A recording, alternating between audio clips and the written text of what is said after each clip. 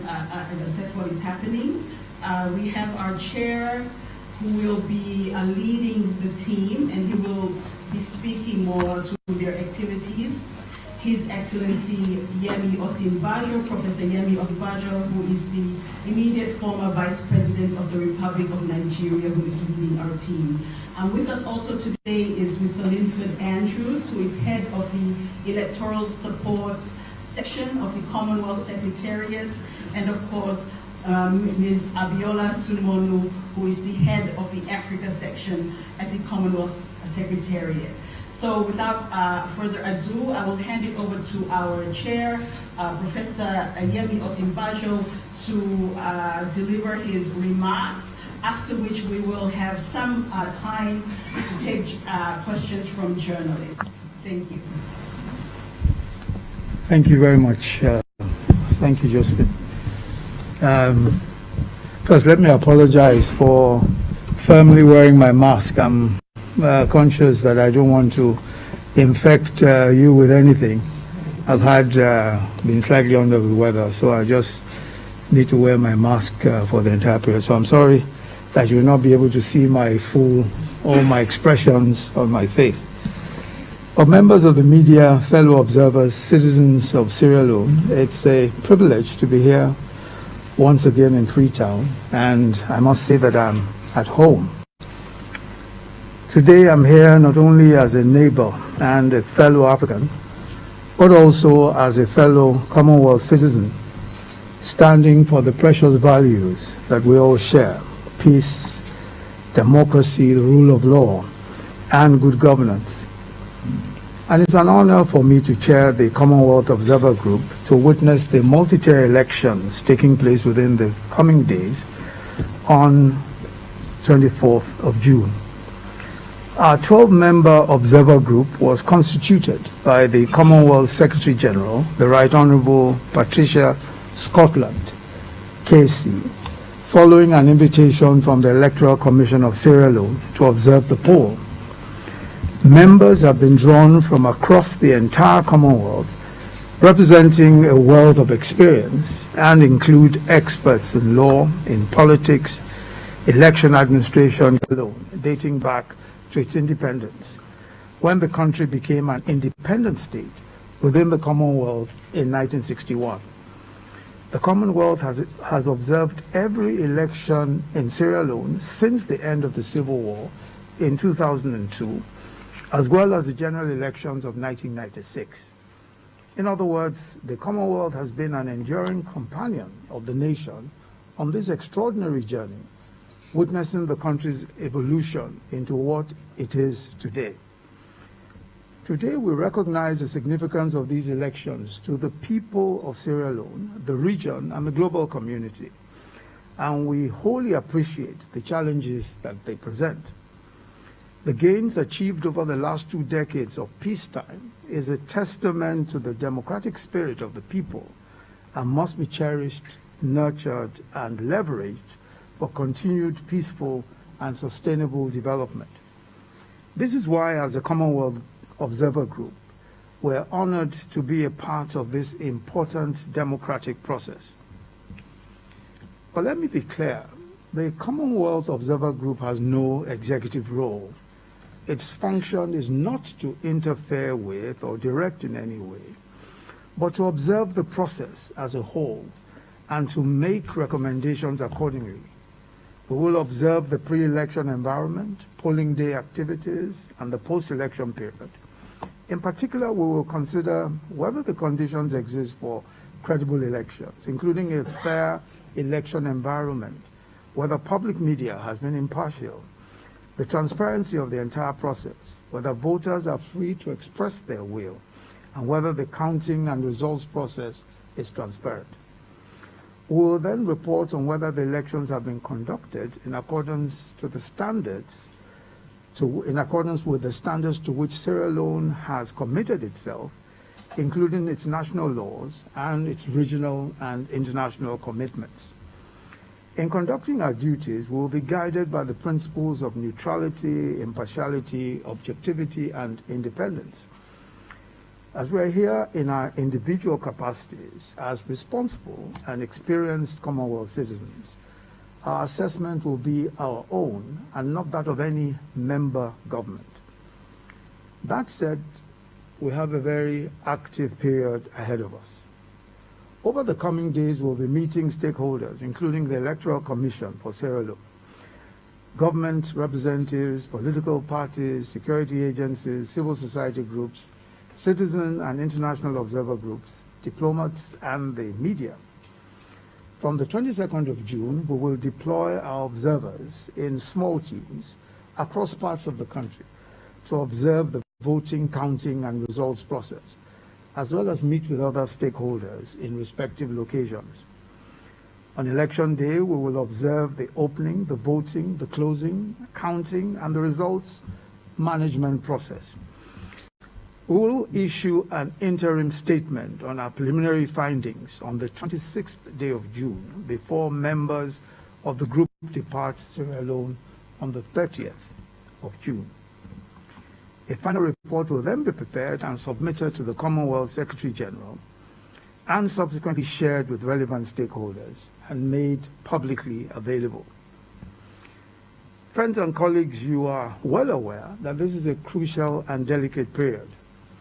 And it is my hope that our presence here affirms the unwavering support of the Commonwealth to this country and its democratic processes. The eyes of more than 2.5 billion of the Commonwealth, of whom are 60% persons who are under the age of 30, will be upon Sierra Leone, watching in solidarity and hope. The peaceful and prosperous future of the nation lies in your hands, and in that future, violence, division, and hate cannot play a part. The hard lessons that history has taught us through the tragic loss of lives and livelihoods, we cannot afford to repeat. Therefore, as 3.3 million registered voters come forth to exercise their democratic rights on election day, as this great nation expresses its will for its future, may peace and justice and national unity prevail above all. And we enjoin all political parties and their supporters to uphold the commitments of the electoral pledge to free, fair, and violence-free elections signed by the political parties barely 2 weeks ago. And we encourage all citizens to do their part to ensure that a peaceful and credible process takes place on the 24th of June. As the great Madiba Nelson Mandela once emphasized, it's not our diversity that divides us, only the division between those who cherish democracy and those who do not. On behalf of the Commonwealth Observer Group, I wish the people of Sierra Leone well as they embark upon this historic election. I thank you very much.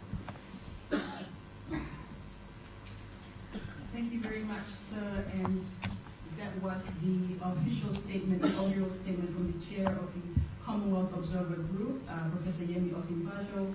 At this time, we can take some questions from the media. Please, when you do have a question, raise your hand, introduce yourself and the media where you come, that you're representing, and your question, and we'll do our best to fit your within the amount of time that we have. Thank you. Yes, sir, please.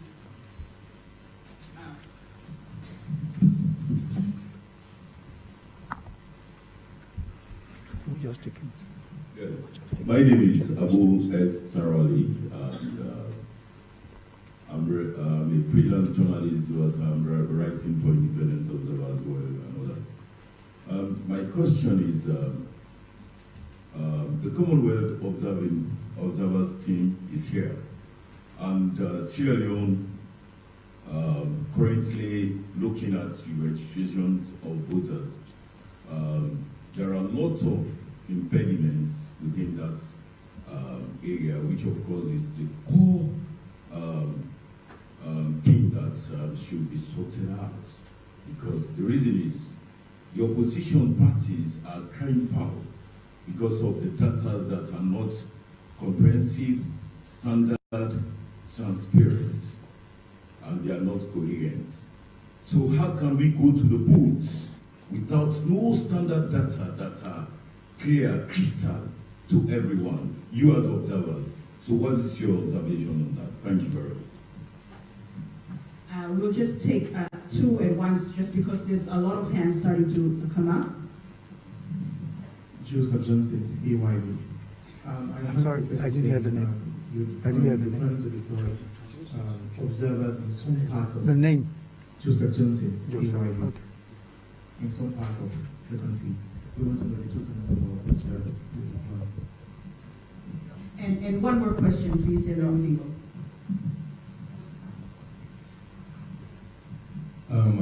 Prema James Malo from the Teacher Media. The question here is about the electional process, specifically looking at the violence aspect, because that one is very much key, and we want to actually know how best is the Commonwealth, be there to actually protect us, especially with the journalists.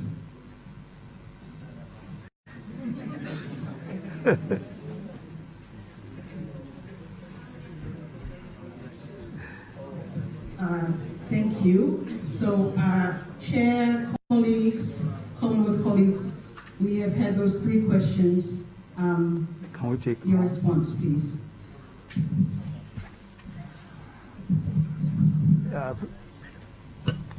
Thank you very much for the questions. And I think the first question is the one by Abu, who wanted to know, who was concerned about the whole process and the problems associated with registration of voters. Let me say that we've heard some of those complaints, and of course there are other complaints. We've heard of those complaints, and we have only just arrived, but our position is that there must be consistent and continuing consultations with all the relevant organs, including the Electoral Commission. And we think that it's important that these complaints are thoroughly investigated by the appropriate authorities, and that remedy is sought and obtained wherever that can be done. But our concern at this point is to ensure that we, in our own role, as much as possible, speak with, and I've mentioned this already, we're going to be consulting with all of the relevant bodies, and these complaints will also be brought to their attention. We expect that, these issues will be taken up and thoroughly investigated, and actions will be taken by the relevant authorities. But again, just to mention that our role is the role of observers. We are not to control, direct, interfere. But as observers, of course, we will do the best we can to communicate the problems and issues that have been identified to the appropriate authorities, and we intend to continue to do so as the days go by, which is why we have extensive consultations with everyone, the political parties, the Electoral Commission, and even the judiciary. We're going to be speaking to practically everyone, and of course the candidates. I think that's a question. And then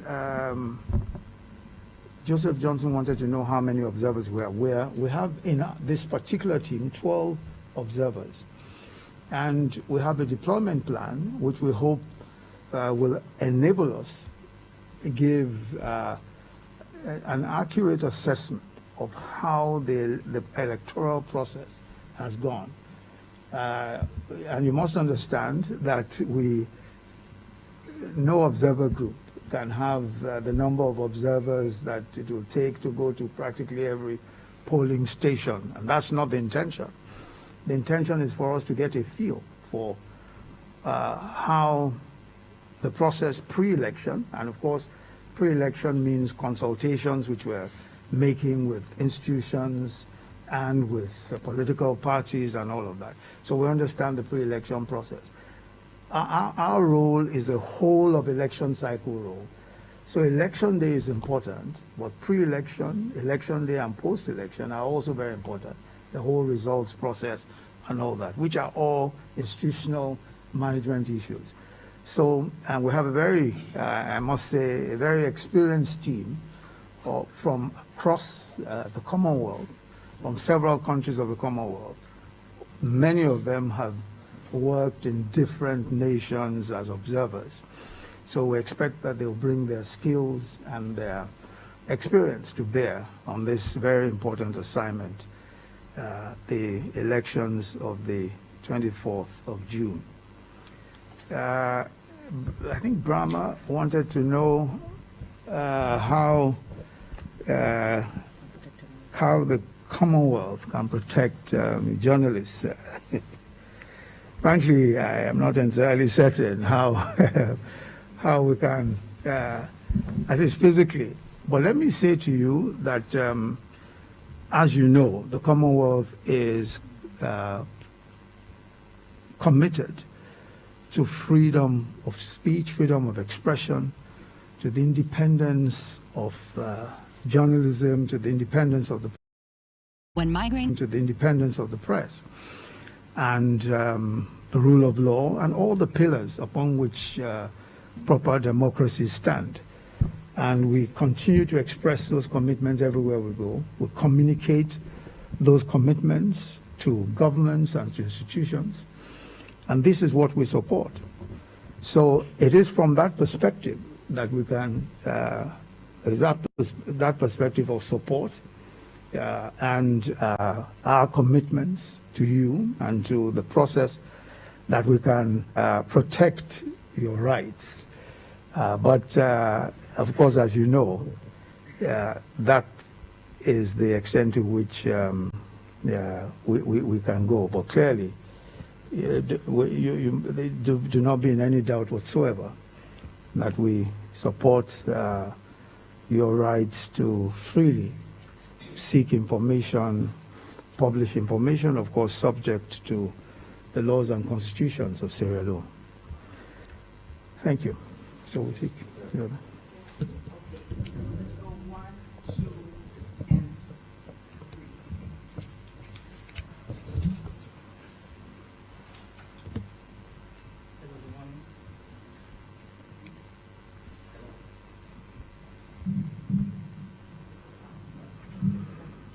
Good morning. Jumaba, Sierra Leone Media, a UK-based media institution.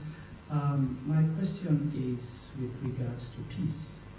We know most recently there was a peace communique signed between all political parties in the presence of the head of Commonwealth Secretariat.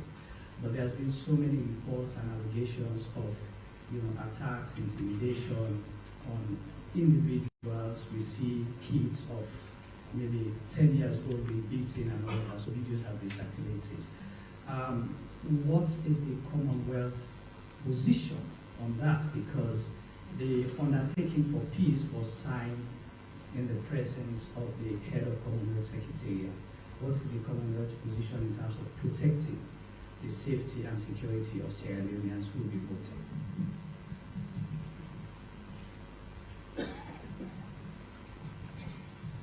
My name is Dr. Sheila of Choice Media Group. The name is? Dr. Sheila. Professor, you made a statement that you're here to observe and to make a recommendation. It's you with the process of election and the process in this country. We've heard so much about this election with regard to the peace process and counter intimidation statement between the two political parties, the main opposition and the ruling political party. You are going to recommend, what are you going to recommend if there is maybe some infringement or some causes that will cause more damage to this electionary process as we expected? Are there any other way that Commonwealth can make recommendations before the elections, or so some of the things they've seen that will hinder the progress of peace with regard to the electionary process. Thank you.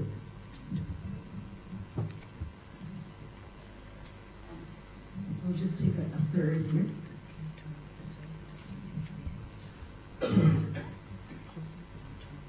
My name is Patrick Salia, and I work for State Broadcaster, Sierra Leone Broadcasting Corporation SLBC. So, Professor, on a scale from 1 to 10, how would the observer group rate the electioneering process thus far on a scale from 1 to 10? And did I hear you say you'll be here till the end of this month? Yes. So what if there's possible runoff? How are you going to manage that? Okay.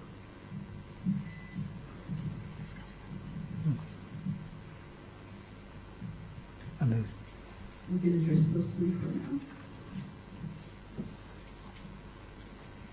sorry, I just want to be sure that I got your last question. On the scale of 1 to 10, how will you rate the preparations? The entire election process. Okay. The entire electioneering process. And how are you going to manage runoff? If there is a runoff, okay. Okay, okay, and then runoff, okay.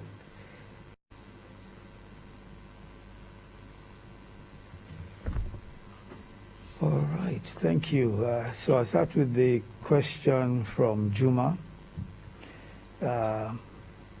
who wanted to know what the attitude of the Commonwealth will be, especially with respect to many reported cases of violence and some reported cases of intimidation, especially because the Commonwealth, not only the Commonwealth Secretary General witnessed the electoral pledge, and I've referred to that also in the course of this presentation. I want to say first that the commitment to peace is one that we take very seriously, and I believe that every Sierra Leonean takes seriously. And it is a commitment which, if you look at the electoral pledge, and especially the speech of the Commonwealth Secretary General on that day, there's a great emphasis on the role of leaders and leadership in ensuring that this peace is maintained. And this role is particularly crucial because leaders make the difference between stability and instability, and in many cases between peace and chaos. What leaders say, how leaders conduct themselves, is usually what prompts supporters and onlookers and others. So the emphasis for the Commonwealth is on the responsibility of leaders, leadership and institutions. And we have made this point very clear. And in our consultations with political parties and with leaders and with institutional heads, we're going to emphasize this. What the world witnessed when the electoral pledge was signed was heartwarming and very uplifting, because we saw a commitment of leaders across the political spectrum who said we're going to be committed to ensuring that there is a violence-free election, free, fair, violence-free election. And we understand the fragility of the situations, not just here in Sierra Leone, but Sierra Leone has experienced very difficult times. Those of us who live in this sub-region and live in this continent know how fragile, situations can be. And we cannot afford a situation where there is chaos or loss of lives or livelihoods. Nothing is worth that kind of experience again, which is why it's important for us to continue to emphasize to leaders across the political spectrum that we cannot afford a situation where the pursuit of political power results in the death or loss of lives of individuals or their livelihoods. So this is where we stand as the Commonwealth. And as I said, we will make sure that we emphasize this to institutional heads and to let everyone know and to let them realize that this is what the international community expects, especially of leadership. Yeah, I think Shilok who wanted to know, considering all the statements we've heard so far about intimidation, can we make recommendations before the elections? Well, we cannot. What we intend to do, and as I've said, the process that we're undertaking at this point is a process of consultation and engagement with institutions, with political heads, with heads of political parties, with the civil society, with media, with everyone. Especially all of those stakeholders who are important in this electoral process. So while open recommendations is not what we intend to do, I mean, of course, we've said here today what our views are about stability, about, how the process should be free, fair, credible, transparent, and inclusive process. But what is important at this point is not to make some, public recommendations. At this stage, it's important for us to engage the institutions, to engage the major players in the political process, so that they understand clearly where we stand as an observer group, where the Commonwealth stands, and where the rest of the world stands, because everyone is looking in on the elections here in Sierra Leone. So what's important for us today is to ensure that we convey that to them, and also the concerns that have been expressed, all the concerns that have been expressed, all these concerns you're expressing about intimidation, about violence, and all of that. These are concerns that citizens have been expressed in the press, that individuals have expressed, politicians and people have expressed. So these concerns, of course, must be thoroughly investigated. We must ensure that they are not allowed to continue or to fester in any way, such as to jeopardize the outcome of the elections. But at this stage of the process that we're engaging in is actually talking to those who we believe will be important in the process. And we want to make sure that they clearly understand where the whole world, as it were, stands. I wanted to know on the scale of engineering process. When you say 1 to 10, it's my doctor who always asks me that, about pain. On the scale of 1 to 10, how much pain do you feel? Let me just say that first, it will be unfair. Within a day or two of having arrived here to start making an assessment of that sort. We barely arrived, I think that at this stage, we're unable to make that kind of, specific finding as to where the rate, how we see the entire process. But that, of course, will emerge, especially in our interim report, which will come on the 26th. But I think what is important for us is taking into account what we're hearing, what is being said, and ensuring that is made the subject of the consultations that we're having with the important stakeholders in this process, So at this point, we're not able to make clear. Then with respect to the electioneering, with respect to the runoff, in the event of the runoff, in the event of a runoff, the Commonwealth's position, of course, is that we will assess that. And there's a need for us to observe that process. We certainly will put in place a system of assessing the process. But there will be time to consider all of that. So we're not necessarily a runaway because there's a runoff. It will be, yes. Thank you, sir. So we'll take a few more from yourself. Do you want a question? And My name is Isaac Elisa Kamara, editor, Africa, Leading Voice magazine. According to what you have got from our speaker, the Commonwealth has a wealth of experience in these matters. They have observed other countries that are coming here, and as he has told us, he's still on the consultation stage. The observation cuts across before, during, and after the elections, and I'm sure we have been engaging appropriate stakeholders in these matters. What can you tell us about the united front of these stakeholders as they are going to the polls? What can you tell us about the one-mindedness of the stakeholders as they are going to the polls in as far as the observation is concerned meanwhile?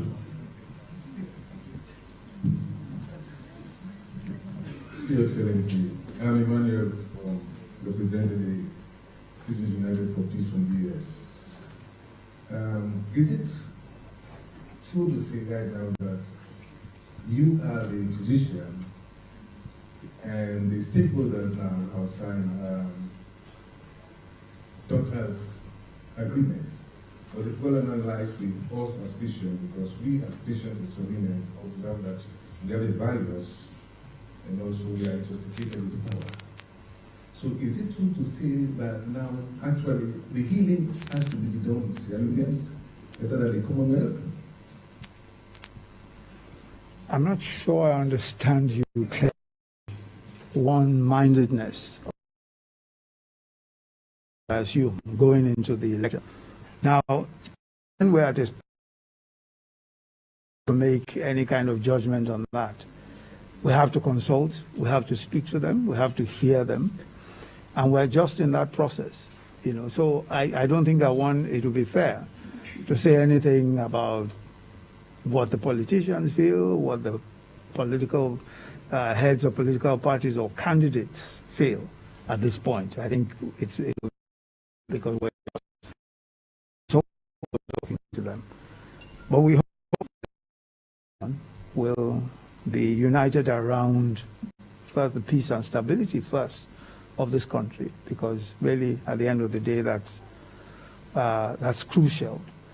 You know, whatever political outcomes there are, you know, we must emphasize that the country must remain a country where, you know, people can live in peace and pursue their livelihoods in a peaceful environment.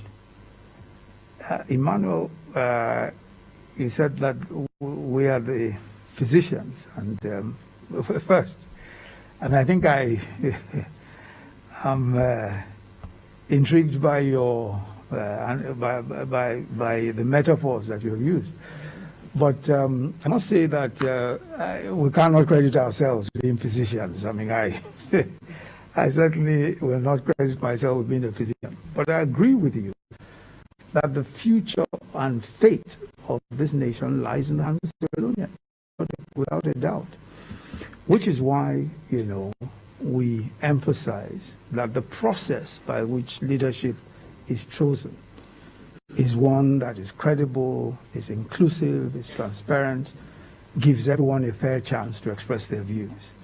But we also emphasize that all of these processes and everything else, you know, must take into account the fact that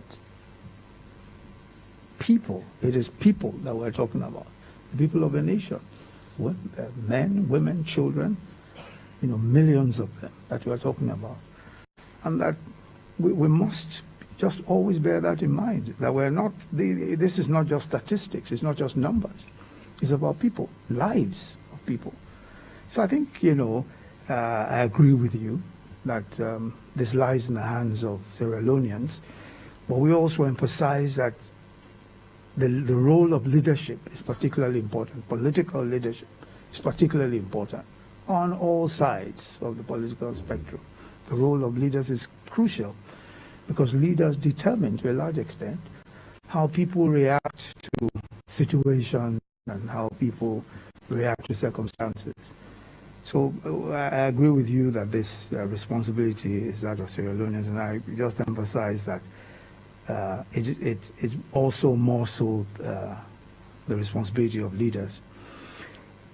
James, what is the most salient risk factor that will affect the democratic process? In my view, that will be chaos. That will be instability. It will be violence and chaos. I think that will compromise everything. It will compromise not just the elections, but the future stability and development of the country. So for me, that's something that we must work against in every possible way, which is why we take, all the trouble about peace, an electoral pledge, and all that, and everything else. I think that if there is one factor that could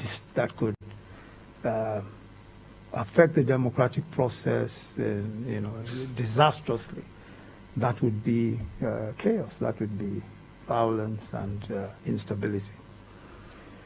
I think those are the questions. Thank you, sir. We'll just have the last questions here, ma'am, and ma'am here. Our two ladies, and then we can end the round of questions. Yes, Leone. I'm elections researcher. I want to ask about if it is in the remit of the Commonwealth Observer Mission to look at the proportional representation within the contestants' pool, and also to look at the results hereafter and how this has been affected by the recent passage of the gender equality bill. How it has affected the gender equality? Okay. Good morning. My name is Princess Diaz. I work for Radio Democracy. I would just like a Kamado grill. I would just like to debate a little bit with regards to neutrality and transparency, because you already stated my concern is the independent assessment of whether the election has been conducted in a credible manner, because it was stated in the media memo sent. So when will we have access to the reports? And then secondly, another one has to do with the team. It's comprised of experts from different fields. It has to do with law, human rights, media, gender, diplomacy, and election administration. How will this help in the electionary process?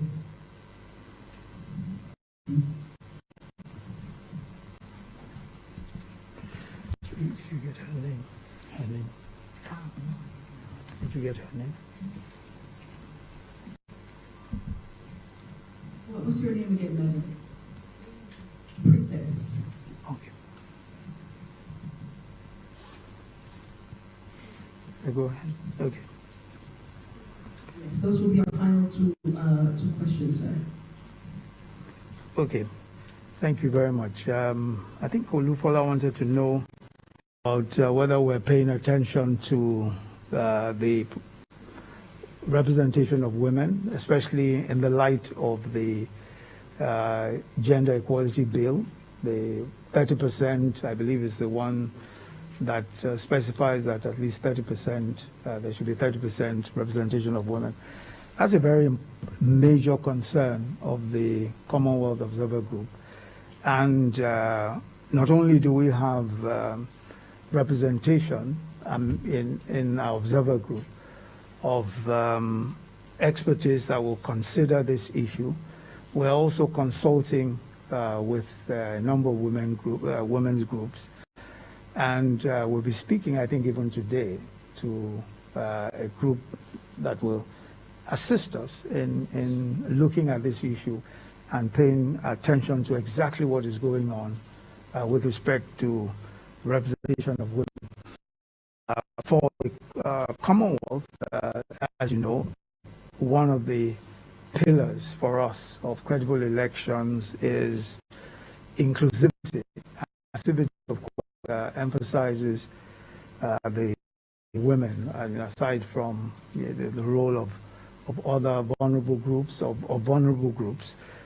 the role of women is also very important. And here in Sierra Leone, particularly so, because of the very large number of registered women voters, But I think it's with respect to political participation, that there is some emphasis, and we intend to make findings on that, and we intend to consult, so that we're able to make a firm, assessment of what is going on and make our recommendations, because the issue that's being grappled with in very many Commonwealth countries, the issue of inclusivity, gender representation, and we will make our recommendations, especially based on of the knowledge and expertise that's been gathered from other Commonwealth countries, engagements with other Commonwealth countries, and we'll do the best we can to pass that on, so that the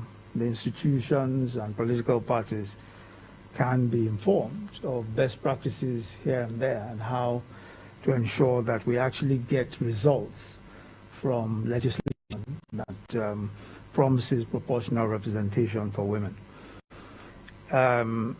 Princess wanted to know about when you'll get the first reports of our independent assessment.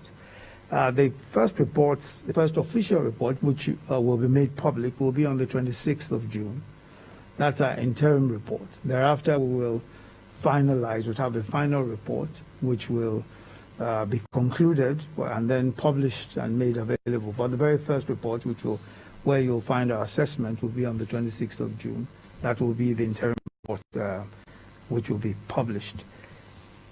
I think I left out a last point that you raised, aside from the... Oh, yes. You wanted to know how the different expertise will contribute to the final results. I think that practically every feature, especially of things that the Commonwealth believes to be important in a democratic process, we have expertise in every one of those areas. So we have expertise in government, election administration. There are, for example, amongst us even, someone who has been electoral commissioner, in a country that has over 900 million voters. I mean, I used to think that Nigeria,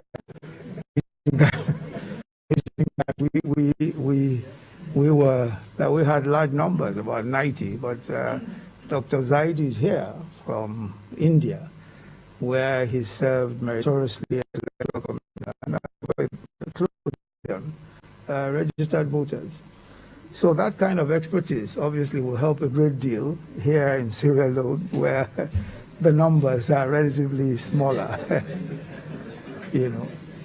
And so it will be, and that's exactly what you'll find with a lot of the experience and expertise that's available with media, for example, those who've served, and who have watched media, I think there's Ngwani, who is here, who's been practically across, Africa, not just monitoring and observing elections, but especially with particular attention to the media. So there's a wide range of expertise. We have 2 justices of courts in the Commonwealth who are here. These are judges of the courts. We're also going to be speaking to the judiciary, and they will be speaking to the judiciary. So this expertise is very crucial, and of course, for gender rights and ensuring balance, we have that level of expertise here as well, people who have considerable experience. So I think that the expertise we'll find here will be extremely useful in coming to an assessment of coming to an assessment of the way that the entire electoral cycle here has gone, and will certainly help in our ability to assist the institutions and assist the political process here as much as that is possible with the reports that we'll be submitting. Thank you very much. Thank you. Thank you very much, sir. And everyone, thank you for making the time to be here with us. That concludes today's press conference. Please note that the chair's speech and also a press release that we will issue shortly after this will be available on our website. And if you send me your email, I can send it directly to you or via WhatsApp. So please, I think most everybody, I have your contact details. So we will be sending that to you. Sorry, we don't have any hard copies, but there will be the speech and the press release. As mentioned by the chair, our next press conference will be any media engagements while at the polls. I'll also let you all know. My name is Josephine Latu-Sanft. You would have gotten my contacts by now. I'd like to also thank the Sierra Leone Association of Journalists for assisting us in disseminating the information, and also AYV, who is streaming this live to the people of Sierra Leone. Thank you very much. Have a good day.